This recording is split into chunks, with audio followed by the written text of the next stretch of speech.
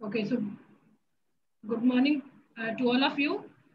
So today's topic is structure of bacteria. Okay, so in the previous class, I have just taught you that about the microorganisms. What are microorganisms? I have already taught you that microorganisms are organisms that can't be seen by naked eye. है ना, ये बताया था ना कि micro organisms वैसे organisms होते हैं जिनको हम लोग नेकेड आई से नहीं देखते. That microorganism can be seen only through the some optical instrument like microscope. है ना? That's why they are called as a microorganisms.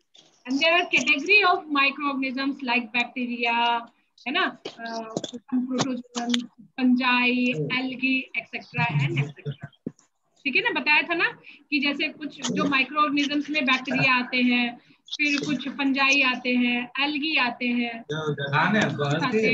जिनको कि नेकेड आई से आप लोग नहीं देख सकते हो.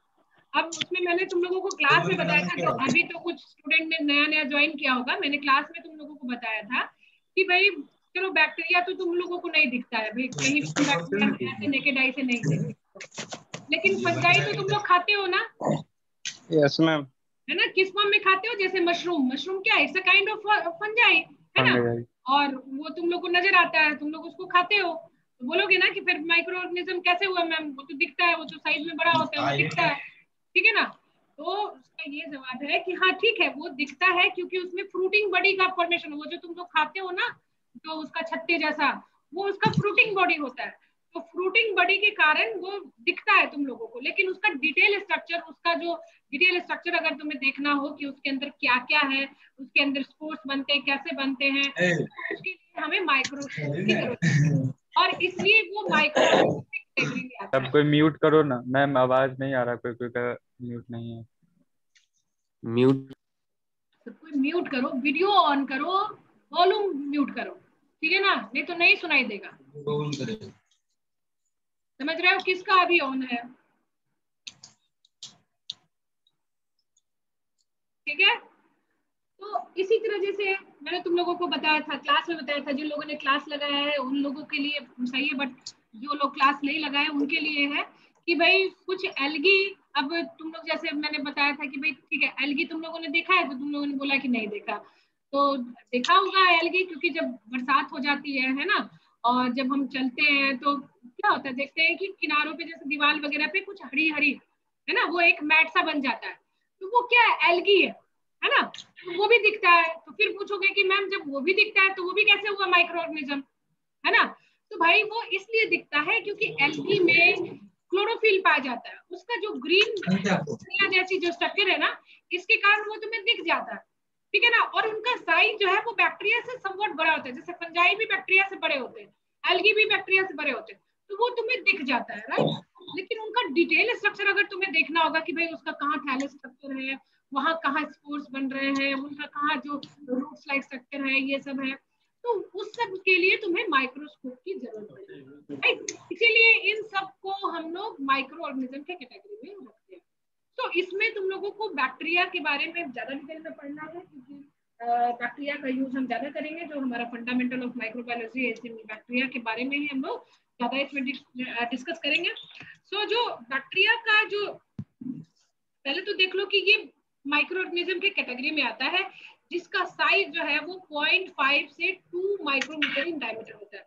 तो जो कितना छोटा होता है, मतलब 0.5 micrometre, micrometre means 10 to the power -6 metre, right. इतना छोटा होता है, और मतलब इतना छोटा जैसे हमारा जो सेल होता है ना, जो हमारा बॉडी सेल होता है, उसमें आरबीसी पाया जाता है. आरबीसी जानते हो ना, ब्लड, जिसको कि हम लोग रेड ब्लड कार्पसेल्स बोलते हैं, जो लाल वाला पार्ट होता है ना हमारे ब्लड का, उसका जो सेल होता है वो भी तुम्हारा 7.5 माइक्रोमीटर इन डायमीटर होता है. मतलब कहने का मतलब कि जो एक एवरेज बैक्टीरिया होता है, उसका साइज हमारा जो ब्लड सेल है उससे भी छोटा होता है. ठीक है ना, लेकिन जो सरफेस एरिया जो होता है ये तुम्हारा 12 माइक्रोमीटर के बराबर होता है. वॉल्यूम जो होता है वो 4 माइक्रोमीटर के बराबर होता है ना. और जब इनका सरफेस एरिया रेशियो निकालोगे तो दैट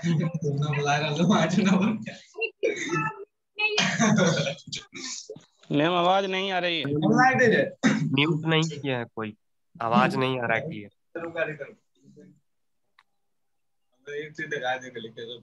बकवास किए जा रहा है, पता नहीं कौन बात किए जा रहा है, उसको अभी हम निकालते हैं क्लास से बाहर।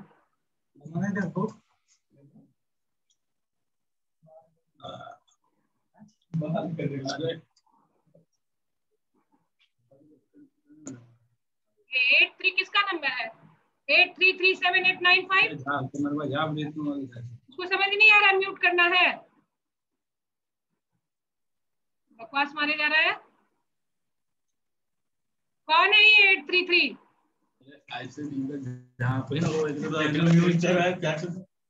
ये किसका है 833 का? इसको मैं निकालती हूँ क्लास से बाहर।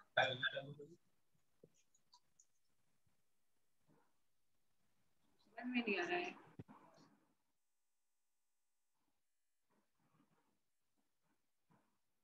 सुनता ही नहीं है, ठीक है ना। जो surface area to volume ratio है वो 3:1 है, राइट। कहने का मतलब कि देखो हैंग कर गया, कौन है आइए, दूर से बोलो। हाँ, बुक दिखाना है, अभी क्लास ले रहे हैं, बुक और अपना रसीद वहां रख दो, ठीक है, लैब अटेंडेंट के पास, वहां पे बुक एंड रसीद रख दो, हम उसको वेरीफाई करके सिग्नेचर करके उसके पास है तो वहां से उठा रहना लगभग 1 घंटे के बाद, ठीक है।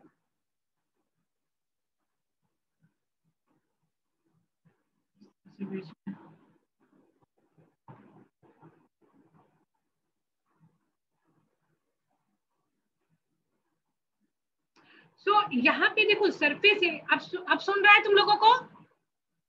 Yes ma'am. Yes ma'am. जो surface area to volume ratio है वो यहाँ पे दिखा रहा है 3:1 है ना। ये देखो यहाँ पे इसलिए दिखा रहा है कि जो हमारा तो मतलब एक टिपिकल यूकैरियोटिक सेल होता है, यूकैरियोटिक कहने का मतलब कि हमारा सेल, फंजाई का सेल, जो हमारा बॉडी सेल होता है, जानवरों का जो सेल होता है या जो तुम्हारे प्लांट सेल होते हैं उनका जो बॉडी सेल होता है उसका जो सरफेस एरिया है, यानी कि कहने का मतलब कि उनका surface area and volume ratio जो है देखो कितना कम है, 0.3:1 है ना।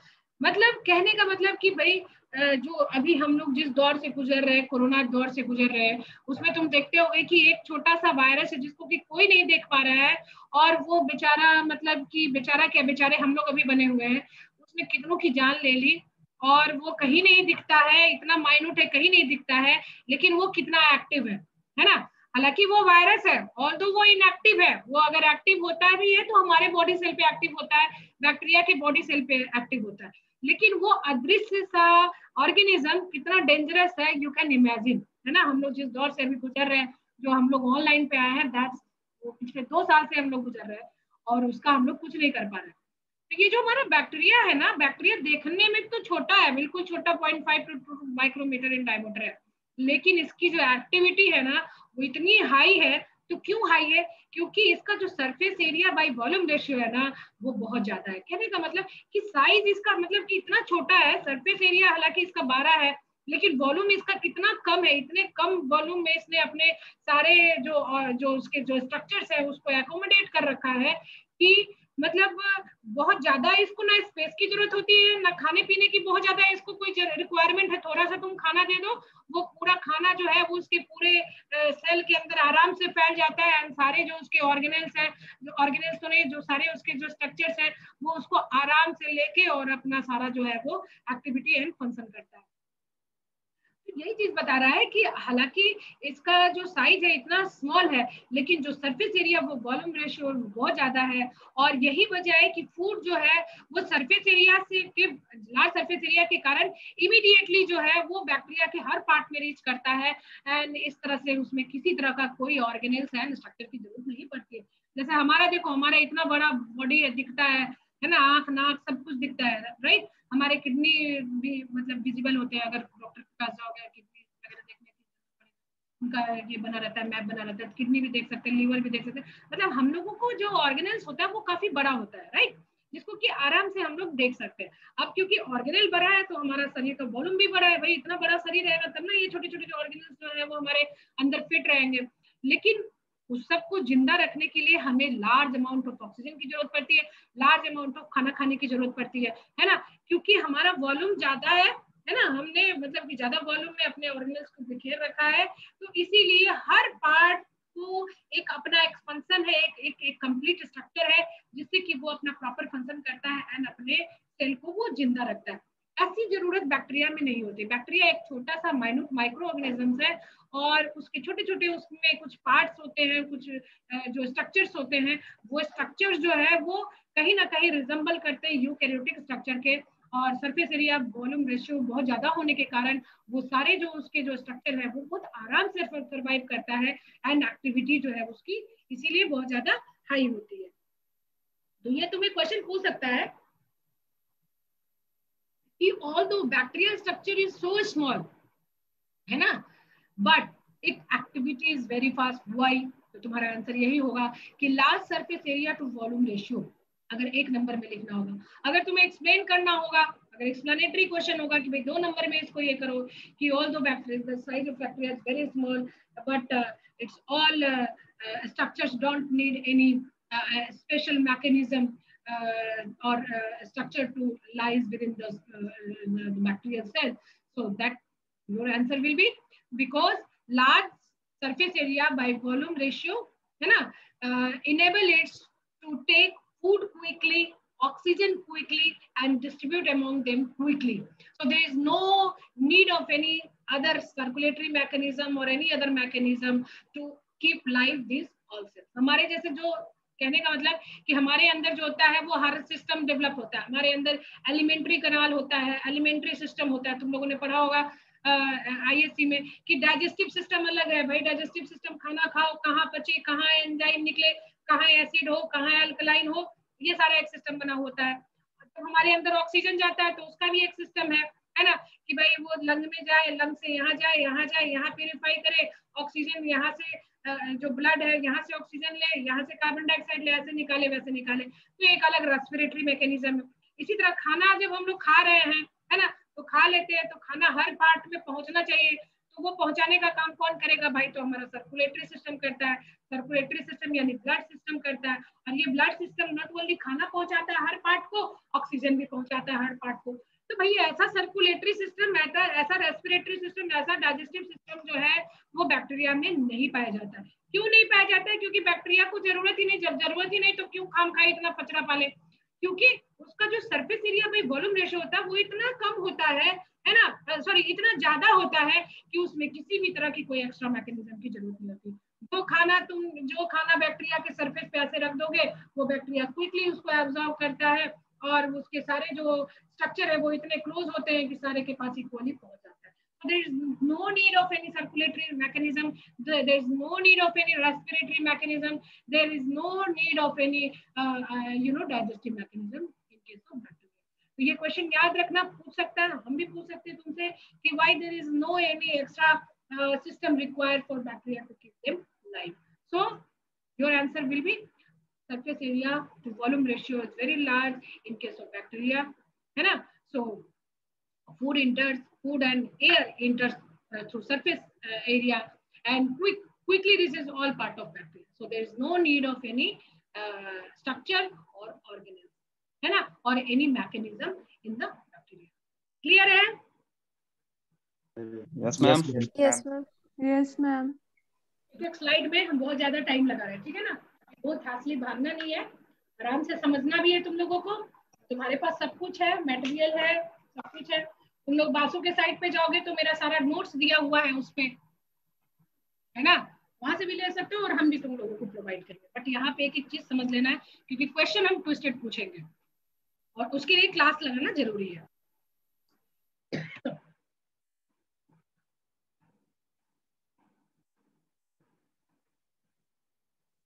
अब देखो ये जो बैक्टीरिया है ना, दिखता तो है नहीं, तुम लोगों ने किसी ने नहीं देखा होगा, लैब में भी आओगे तो तुम लोगों को बैक्टीरिया हम दिखाएंगे, जब प्रैक्टिकल कराएंगे तो बैक्टीरिया दिखाएंगे, लेकिन वो बैक्टीरिया भी तुम लोगों को ना बस ऐसे दिखेगा जैसे क्या कहते हैं एकदम, मतलब कि ऐसे गमी सा गोल सा पॉइंट सा दिखेगा, है ना, तो उसमें भी तुम लोग बोलेंगे मैडम ये बैक्टीरिया, जैसे अभी तुम लोग सैनिटाइजर का एक ड्रॉप डालते हो ना गाढ़ा सा, जस्ट लाइक वैसा ही बैक्टीरिया जो होता है वो ट्रांसपेरेंट गमी सा चिपचिपा सा वैसे ही दिखेगा, लेकिन उस एक एक ड्रॉप के अंदर, उस एक बूंद के अंदर इतने सारे, इतने करोड़ों बैक्टीरिया होते हैं। ये तुम लोगों को दिखाई देगा माइक्रोस्कोप के अंदर, है ना। और वो भी डिफरेंट डिफरेंट साइज के कुछ दिखेंगे। भाई तुम लोग सबको अलग अलग मैं स्लाइड दे दूंगी और बोलूंगी भाई देख के बताओ कि इसका साइज कैसा है। तो किसी को कुछ नजर आएगा, किसी को कुछ नजर आएगा, ऑब्जर्वेशन नजर आएगा। तो जब तुम लोग स्लाइड के अंदर देखोगे ना, तो किसी को दिखेगा कि मैडम ये तो ना एकदम डॉट जैसा है, गोला सा है, गोल गोल सा, छोटा छोटा सा स्ट्रक्चर सा है।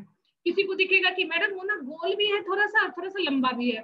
तो जब गोल होगा ना, जिसको डॉट दिखेगा, है ना, तो वो ना होगा कोकस, उसको हम लोग बोलेंगे कोकस। राउंड से बैक्टीरिया को टेक्निकली हम लोग कोकस बोलते हैं, है ना। और वही कोकस अगर, क्योंकि तुम लोग को सिंगल नहीं दिखेगा उस एक स्लाइड में भी, तुम लोग को सिंगल नहीं दिखेगा, ये ना ये जो राउंड शेप है ना, ऐसे चेन चेन मोती जैसा ऐसे ऐसे एकदम राउंड राउंड सा ऐसे बनाता हुआ जब दिखेगा, तो तुम लोग बोलोगे उसको कि मैम ये चेन में है, और जब चेन में है तो ये स्ट्रेप्टोकोकस है ना। So these are the technical term. ये तुम्हें एक नंबर में भी पूछ सकता है क्वेश्चन कि when a coccus lies in a chain, that is known as fill in the blanks। तो क्या लिखोगे? स्ट्रेप्टोकोकस। लेकिन अगर वो क्लस्टर में होगा, है ना, ऐसे ग्रुप में होगा, ग्रेप जैसा, जैसे गुच्छे जैसा होता है ना, अंगूर का गुच्छा, अगर वैसा होगा तो उसको हम लोग बोलेंगे स्टेफाइलोकोकस। इसी तरह कुछ जो स्टूडेंट होंगे उनको देखेंगे कि मैम वो थोड़ा सा ना ओवल भी था, थोड़ा सा ऐसे ऐसे फैला हुआ था। तो दैट मीन्स कि this is the combination of bacillus and कोकस। Bacillus means हो गया कि तुम्हारा मतलब रॉड शेप, है ना, इस तरह से तुम्हारा रॉड शेप स्ट्रक्चर होगा। तो उसको हम लोग बोलेंगे कि बैसिलस है ना। अब वही बैसिलस यानी जो रॉड से बैक्टीरिया है, अगर वो तुम्हारा क्या होगा कि चेन में होगा, तो उसको तुम लोग बोलोगे कि दिस इज स्ट्रेप्टोबैसिलस, राइट। अगर वो तुम्हारा क्लस्टर में होगा तो बोलोगे कि भाई दिस इज स्टेफाइलोबैसिलस, है ना।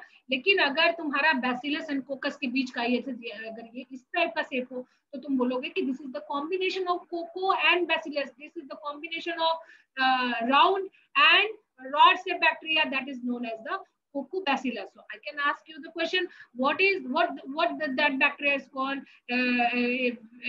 the combination of coccus and bacillus. Name a bacteria that is the combination of coccus and bacillus. Fill in the blanks. Then what will you write? You will write this is Cucubacillus. So question तुम्हें एक number का भी आ सकता है, fill in the blanks का भी आ सकता है, मल्टीपल चॉइस भी आ सकता है, ट्रू फॉल्स भी आ सकता है। तो ये सारे टेक्निकल टर्म तुम्हें याद रखे करेंगे। कुछ जो होता है ना, कॉमा से बैक्टीरिया दिखता है, मतलब इस तरह से, मतलब ऐसे कॉमा जैसा, विब्रियो इसको की बोला जाता है, विब्रियो। तो कॉमा से बैक्टीरिया इज कॉल्ड विब्रियो, है ना। तो या अगर पूछा जाए कर्व से बैक्टीरिया इज कॉल्ड, तो यू विल राइट विब्रियो, है ना। कुछ जो बैक्टीरिया होते हैं ना ऐसे स्क्रू जैसे होते हैं, जैसे तुम लोग स्क्रू ऐसे टाइट करते हो ना ऐसे दीवार में पेंच लगाने के लिए, तो screw type bacteria is called, तो यू विल राइट स्पाइरोलम, है ना। या मतलब या spiral bacteria is called, screw type bacteria को तो स्पाइरोकीटी बोलते हैं, ये एकदम जाने तुम्हारा स्क्रू जैसा होता है, तो that bacteria is called spirochete. Spirochete is screw type bacteria, but spirillum bacteria simply called spirillum. कुछ बैक्टीरिया जो होते हैं वो स्क्वायर शेप भी होते हैं, है ना, एंड कुछ बैक्टीरिया जो होते हैं वो स्टार शेप होते हैं। तो जरूरी नहीं कि एक ही तुम्हें स्लाइड में दिख जाए, है ना, क्योंकि अलग अलग टाइप के बैक्टीरिया जो होते हैं वो अलग अलग ओरिएंटेशन में होते हैं। अब देखो, अब सोचोगे कि ये बैक्टीरिया जो है वो ऐसा स्ट्रक्चर बनाता कैसे। ये जैसे सपोज करो कि तुम्हारे पास एक गोले सा स्ट्रक्चर है, तुम्हारा एक कुकाई स्ट्रक्चर है ना। तो जब वो डिवाइड करेगा, है ना, एक प्लेन में अगर डिवाइड करा, एक प्लेन में डिवाइड करा, तो पहले डिप्लोकोकस बनाया, है ना, और वो डिवाइड करता गया, तो वो क्या बना लेगा, एक टेल लाइक स्ट्रक्चर बना लेगा, स्ट्रेप्टोकोकस, है ना।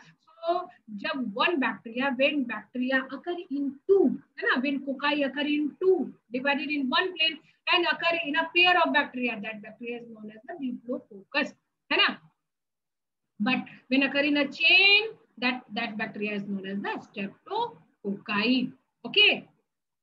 But वो तो एक प्लेन में था, ये सिंपल है कि अगर डिप्लोकोकस या स्ट्रेप्टोकोकस है तो ये तुम्हारा वन प्लेन में डिवीजन है इसका, है ना. लेकिन अगर डबल प्लेन में, अगर दोनों प्लेन में अगर उसका डिवीजन है, that will make a tetrad of 4, that bacteria is known as the staphylococcus, है ना. और यही बढ़ते बढ़ते तुम्हारा ग्रेप लाइक ओरिएंटेशन में चला जाएगा.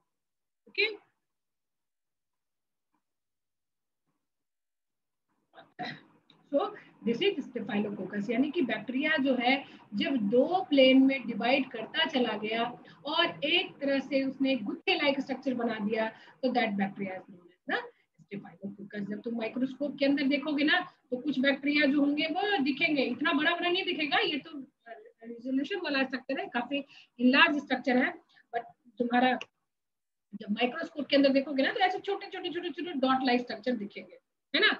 तो अगर ऐसे ग्रेप लाइक अरेंजमेंट में होगा तो उस बैक्टीरिया को, उस टाइप के बैक्टीरिया को हम बोलेंगे स्टेफाइलोकोका।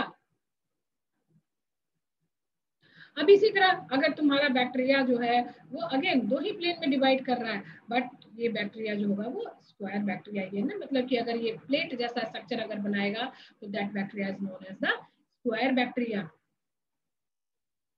ये तुम्हारा लाइव स्ट्रक्चर है, कुछ बैक्टीरिया का स्ट्रक्चर है जो कि स्क्वायर लाइक स्ट्रक्चर ये दिखता है ना, मतलब वो सब तो डिपिक्शन था, ये तुम्हारा ओरिजिनल बैक्टीरिया का स्ट्रक्चर है।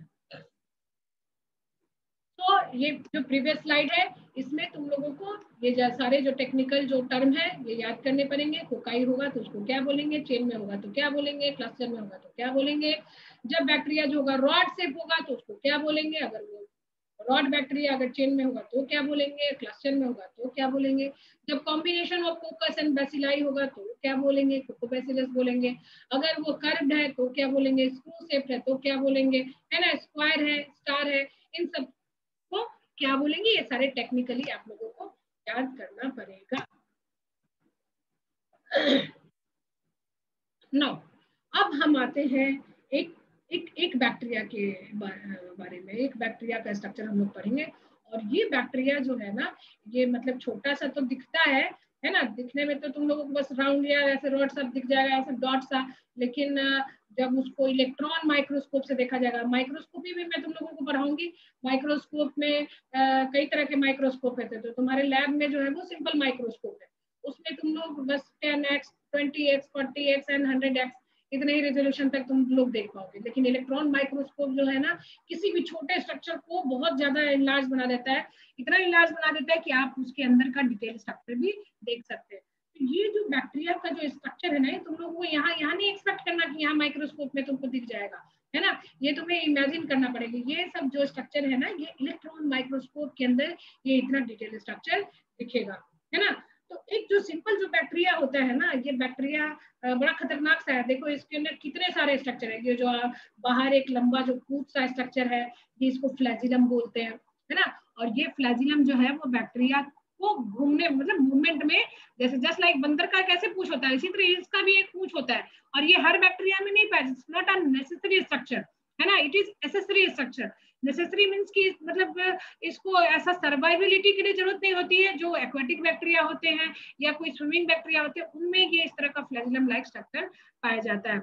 इसी तरह बट जो बैक्टीरिया है ना उसके ऊपर ना छोटे छोटे स्पाइक लाइक है ना कांटेदार स्ट्रक्चर होता है, छोटा छोटा छोटा छोटा, इसको हम लोग बोलते हैं पिलाई, और इसी पिलाई को हम लोग फिम्बरी भी बोलते हैं। एक पिलाई जो होता है उसको पाइलस बोलते हैं, एक जो मतलब कि फिम्बरी हो गया पूरा ग्रुप को, और एक जो पिलाई उसको फिम्बरी भी बोल रहे हैं, पूरे ग्रुप को पिलाई बोल रहे हैं, और एक को हम लोग फिम्बरिया या पाइलस बोल रहे हैं।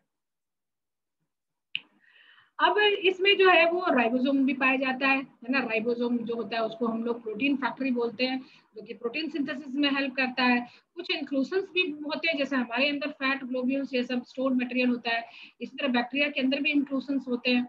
ये ना इसको जो कवर देख रहे हो ना, ये आप बाहर का जो कवर, ये कवर भी ना कई लेयर का होता है। ये आउटर मोस्ट जो होता है उसको हम लोग कैप्सूल और स्लाइम लेयर करते हैं। जो कैप्सूल के जस्ट नीचे जो होता है ये एक थोड़ा सा थिक वॉल होता है जिसको कि हम लोग सेल वॉल कहते हैं, एंड उसके नीचे जो होता है वो सेल मेम्ब्रेन होता है ना। तो अब तुम लोग बायोलॉजी के स्टूडेंट होंगे उनको जान के बड़ा मतलब ये आश्चर्य होगा कि अरे ये तो ना मतलब ये प्लांट जैसा है, मतलब सेल वॉल है इसका मतलब कि ये प्लांट सेल है ना। नहीं, ये ना प्लांट सेल है ना ये एनिमल सेल है। It is different from plant cell and it is different from animal cell too, क्योंकि इसके जो स्ट्रक्चर है ना ये बिल्कुल ही यूनिक है। इसमें सेल वॉल है बट इसका सेल वॉल का जो कॉम्पोजिशन है वो नॉर्मल जो हमारा प्लांट सेल है ना उसके कॉम्पोजिशन से बिल्कुल ही डिफरेंट है ना। और एनिमल सेल की तरह बिल्कुल ही नहीं, क्योंकि एनिमल सेल की तरह तो इसमें कोई स्ट्रक्चर ही नहीं पाया जाता है। सो although it have plant, it have cell wall, but the composition of cell wall is different than that of the plant cell, है ना। इसी तरह इसमें सेल मेम्ब्रेन भी पाया जाता है, इसके अंदर क्रोमोसोम पाया जाता है, जैसे हमारे अंदर क्रोमोसोम पाया जाता है ना, हमारा जैसे हर काम जो होता है, हमारा जो जेनेटिक्स होता है वो क्रोमोसोम डिसाइड करता है, इसी तरह बैक्टीरिया के अंदर भी ये लॉन्ग एक क्रोमोसोम, एक थ्रेड लाइक स्ट्रक्चर होता है जो कि इसके सारे जेनेटिक्स को कंट्रोल करता है। एंड एक सर्कुलर, एक एक्स्ट्रा भी प्लाज्मिड होता है, मतलब जैसे हम लोग के अंदर बस एक ही वही क्रोमोसोम होता है, मतलब 20, हालांकि हमारे अंदर 23 प्लस XY क्रोमोसोम्स होते हैं, है ना, एनिमल्स के जो हमारे जो ह्यूमन बॉडीज होते हैं 23 प्लस XY हमारे अंदर क्रोमोसोम्स होते हैं, बट इसमें जो होता है वो सिंगल क्रोमोसोम पाया जाता है और उसके अलावा एक अलग एक एडिशनल स्ट्रक्चर पाया जाता है जिसको कि हम लोग प्लाज्मिड कहते हैं। और ये प्लाज्मिड जो होता है ना वो मतलब कि डीएनए लाइक ही स्ट्रक्चर होता है ना। जैसे क्रोमोसोम में क्या होता है, डीएनए होता है, डीएनए का क्रोमोसोम बना होता है, डीएनए जो होता है वो एकदम ऐसे ऐसे घुसता चला जाता है, मतलब एकदम कॉम्प्लिकेटेड होता चला जाता है और वो क्रोमोसोम बन जाता है। इसी तरह एक इसमें अलग से एक सर्कुलर स्ट्रक्चर होता है जिसको कि हम लोग प्लाज्मिड बोलते हैं। और ये प्लाज्मिड जो होता है वो बैक्टीरिया में बहुत ही इंपॉर्टेंट होता है, जिसके सारे फंक्शंस जो है वो तुम्हें 1 बाय 1 जो है वो बताए जाएंगे। तो ये याद रखो, ये स्ट्रक्चर जो है ये याद रखना, ये स्ट्रक्चर बहुत इंपॉर्टेंट है। ये स्ट्रक्चर तुम्हारे क्वेश्चन में आता है, 5 नंबर में आता है कि भाई draw a neat and clean diagram of bacteria, है ना, विथ ऑल इट्स स्ट्रक्चर। तो इसके जो स्ट्रक्चर हैं वो इस तरह से सुंदर से तुम्हें एक बैक्टीरिया का स्ट्रक्चर बना के और ये उसको फ्लैजिला दिखा देना, फिलाई दिखा देना, कैप्सूल लेयर दिखा देना, प्लाज्मा मेम्ब्रेन लेयर दिखा देना, साइटोप्लाज्म के बीच में जो ऐसे जो लिक्विड मटेरियल जैसा दिख रहा है ये तुम्हारा साइटोप्लाज्म है ना। सेल वॉल दिखा देना, है ना। अब सेल वॉल जो होता है ना यही तुम्हारा लाइपोपॉलीसैकेराइड्स, जो सेल वॉल होता है ये लेयर्स जो होते हैं लाइपोपॉलीसैकेराइड्स के बने होते हैं। टिकोइक एसिड, कुछ बैक्टीरिया जो होते हैं जैसे ग्राम पॉजिटिव ग्राम नेगेटिव सब आगे तुम्हें बताया जाएगा, उस बैक्टीरिया में एक एडिशनल स्ट्रक्चर पाया जाता है जिसको टिकोइक एसिड बोलते हैं। कुछ इंक्लूजन्स पाए जाते हैं, है ना, एंड इसमें स्पोर्स लाइक स्ट्रक्चर भी पाया जाता है। सो बैक्टीरिया का स्ट्रक्चर क्लियर है तुम लोगों को सबको? Yes ma'am. Yes ma'am. Yes, ma'am. Yes ma'am.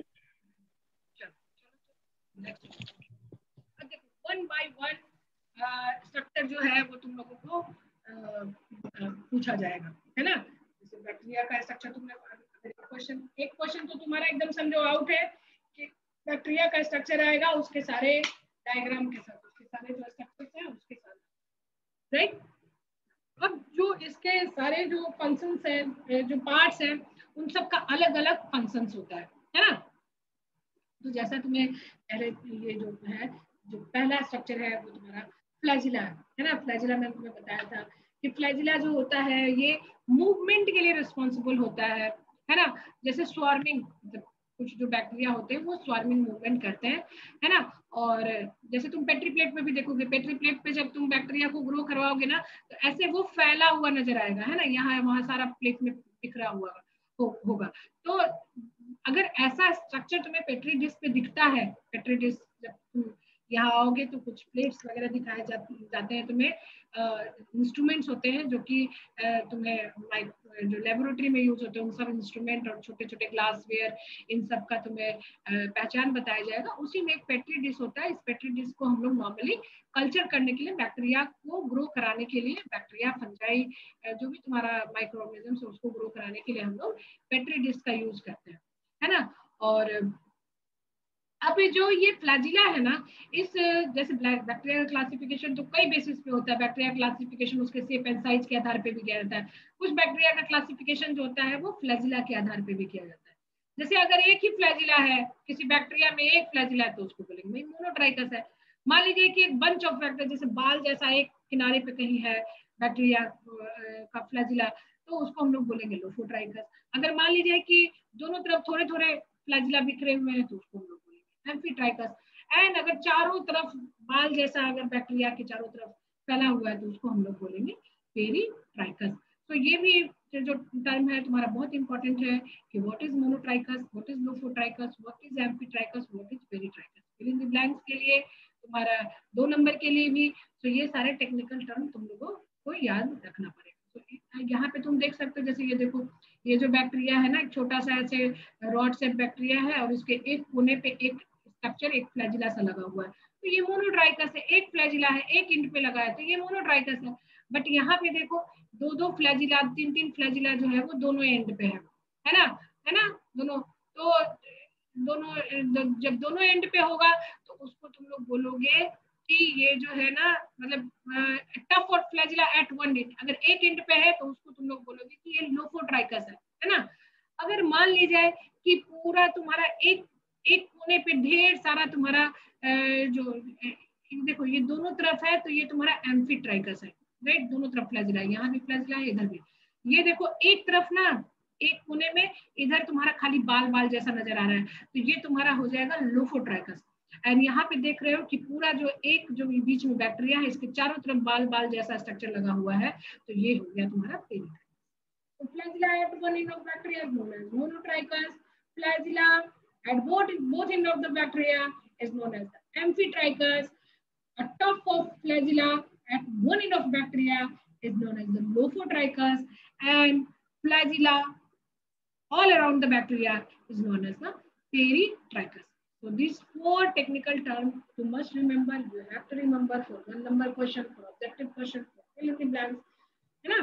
तो ये तुम लोगों को याद करना पड़ेगा। अब देखो मूवमेंट, जब बात आ रही है फ्लैजिला की, तो फ्लैजिला जानते हैं कि मूवमेंट कराता है।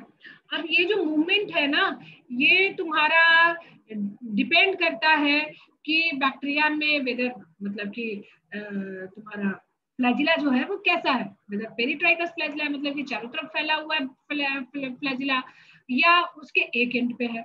अगर एक एंड पे है यानी मोनोट्राइकस बैक्टीरिया है ना, या तुम्हारा लोफोट्राइकस एक ही एंड पे बहुत सारा फ्लैजिला है ना, तो वो किस तरह का मूवमेंट करेगा। एंड वैसा बैक्टीरिया जिसमें कि चारों तरफ फ्लैजिला लगा है, वो कैसा मूवमेंट करेगा।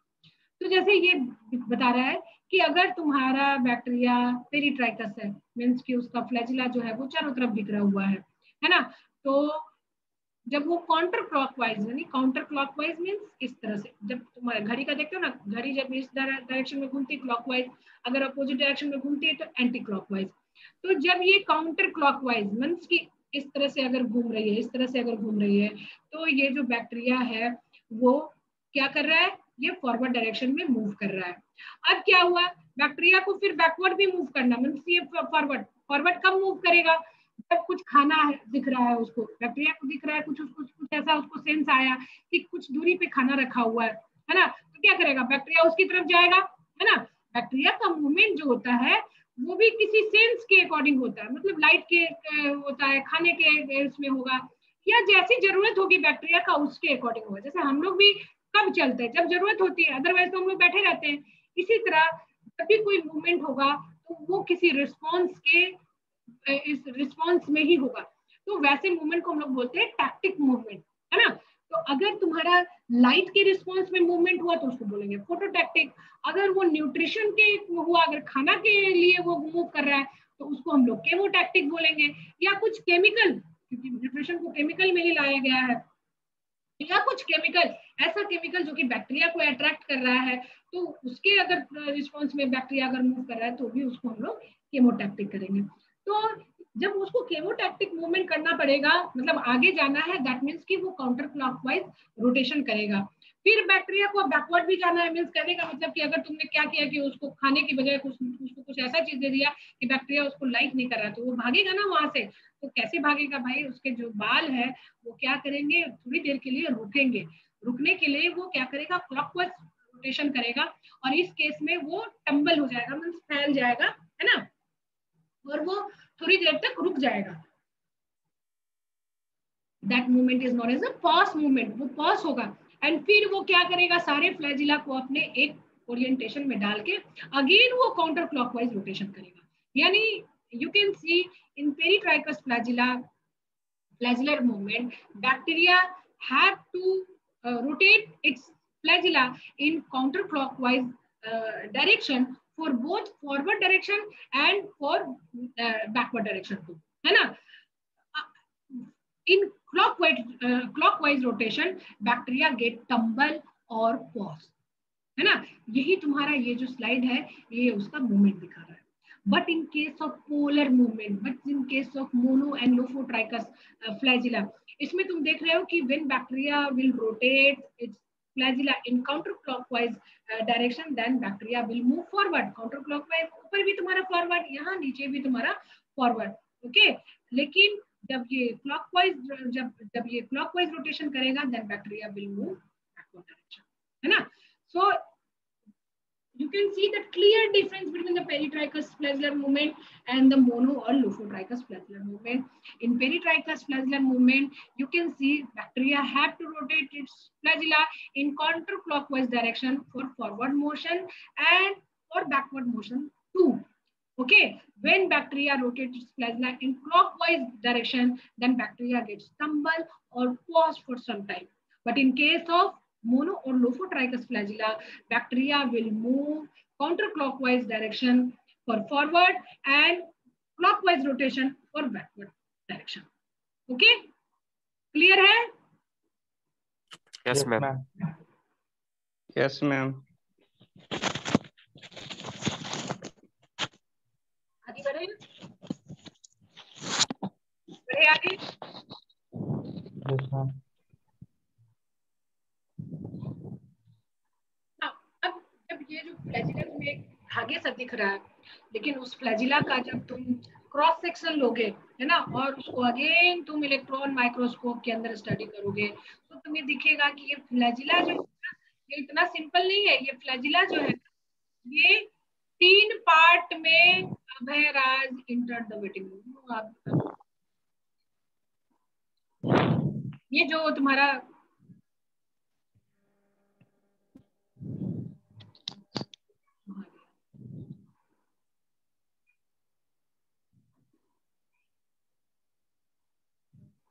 ये जो तुम्हारा फ्लैजिला है ना, ये फ्लैजिला जो है वो 3 पार्ट में बना हुआ होता है. जो सबसे आउटर मोस्ट पार्ट होता है उसको फिलामेंट बोलते हैं, जो बीच में स्ट्रक्चर होता है उसको बोलते हैं हुक, एंड जो इनर पार्ट होता है ना, जो कि तुम्हारा सेल वॉल में, ये तुम्हारा सेल वॉल है. बैक्टीरिया का जो आउटर स्ट्रक्चर हम लोग पढ़ रहे थे ना, ये सेल वॉल में ऐसे धंसा हुआ है. तो जो धंसा हुआ पार्ट है उसको हम लोग बोलते हैं बेसल बॉडी. और ये बेसल बॉडी जो है वो अगेन 3 पार्ट में डिवाइडेड है, inner rings, rods and outer rings. अब ये जो सेल वॉल है ये तुम देख रहे हो कि आउटर मेम्ब्रेन एंड पेप्टिडोग्लाइकन, है ना. बाद में ये तुम्हें दिखाऊंगी कि ये जो आउटर मेम्ब्रेन है ना, यानी कि जहां आउटर मेम्ब्रेन आएगा दैट मींस कि we are talking about gram negative bacteria and this is cell membrane. तो ओवरऑल यहाँ पे तुम्हें यही देखना है कि फ्लैजिला का स्ट्रक्चर अगर तुम्हें पूछ दे तो ये 2 नंबर में पूछ सकता है कि राइट ऑन द स्ट्रक्चर, है ना. अगर 2 नंबर में है तो you can write that flagella can be divided into 3 parts, filament, hook and the basal body, है ना. Filament is the outer part, ये जो तुम्हारा आउटर जो ऐसे जो मतलब कि जो सेकिंग मूवमेंट होता है वो फिलामेंट करता है. Hook is the connector that connect filament to the basal body. And ये बेसल बॉडी जो है यही मेन जो है वो तुम्हारा सेल वॉल में अंदर फंसा हुआ रहता है. दैट मीन्स कि सारा इंफॉर्मेशन फ्लैजिला को किधर मूव करना है, किधर जाना है, कैसे क्या करना है, सारा कंट्रोल मैकेनिज्म जो है वो बेसल बॉडी के पास रहेगा. और ये बेसल बॉडी जो होता है ना, ये तुम्हारा उसके पास ऐसे रिंग लाइक स्ट्रक्चर होते हैं जो कि फ्लैजिला को डायरेक्ट करता है कि वेदर उसको किधर किस डायरेक्शन में जाना है, पॉजिटिव या नेगेटिव डायरेक्शन में जाना है.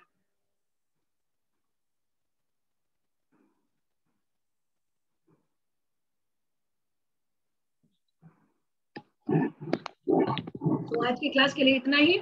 इसके बाद नेक्स्ट दूसरा क्लास हमको लेना है, ठीक है ना. अब ये जो इतना जो स्ट्रक्चर है ना, अभी तुम लोग को स्लाइड देख रहे हैं, ये सारा स्ट्रक्चर टिल फ्लैजिला है ना, ये तुम लोगों को कल याद होना चाहिए. राइट, कल इसी टाइम एक और क्लास ले लेंगे. तुम्हारे जो पिछले वीक में हम क्लास नहीं ले पाए वो कवर हो जाएगा. Right, yes ma'am. फ्लैजिला तक तुम लोग को सबको हम भेज देंगे. और घबराना नहीं, हो सकता है अभी हम क्लास लेने के बाद फ्री होके सबको पीपीटी भेजेंगे. राइट, तुम लोग ये अच्छे से देखना, है ना. और रिकॉर्डिंग भी तुम लोग को भेजेंगे क्योंकि ये रिकॉर्ड होता है, ठीक है. तो यस मैम. हाँ, प्रॉब्लम हो तो वो तुम लोग यस मैम. लेकिन ये सारा तुम्हें याद रहना चाहिए. हम आगे तभी बढ़ेंगे जब तुम्हारा पीछे का क्लास क्लियर, ठीक है. तो आज के लिए इतना ही. नेक्स्ट क्लास में अगेन. मैम मॉपअप से आए हैं उनके लिए जो क्लास छूटा है. कौन वाला? मैम शुभम. मॉपअप से जो लोग आए हैं वो क्लास छूटा है उनके लिए कुछ